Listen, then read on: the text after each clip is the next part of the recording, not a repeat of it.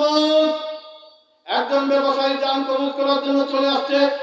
আসার পরে বলল, বলো তোমার জীবনে কোনো নেক আমল আছে নাকি?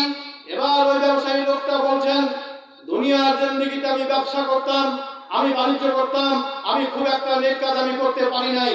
আবার মালাকুল মউত তাকে বলা হলো, বলো তোমার জীবনে কোনো নেক আমল আছে নাকি? এবার ব্যবসায়ী লোকটা বলল, মানুষ আমার কাছে পণ্য নিয়ে যেত, মানুষ আমার কাছে জিনিসপত্র নিয়ে যেত, ধনী লোক আমাকে পরিশোধ করে দিয়েছে, কিন্তু গরিব মানুষ অভাবের কারণে, অনটনের কারণে আমাকে পরিশোধ করতে পারে নাই। আর এ কথা জীবন আমি কাউকে বলি নাই, আমার স্ত্রী, আমার প্রতিবেশী, আমার বন্ধু বান্ধব, আমি কাউকে বলি নাই, শুধু আল্লাহকে বলেছিলাম, আল্লাহ তুমি সাক্ষী থাকো, আমি যে সমস্ত ভাইদের কাছে আমি পণ্যের টাকা পাই, আমি তাদেরকে মাফ করে দিলাম, আমি তাদেরকে ক্ষমা করে দিলাম।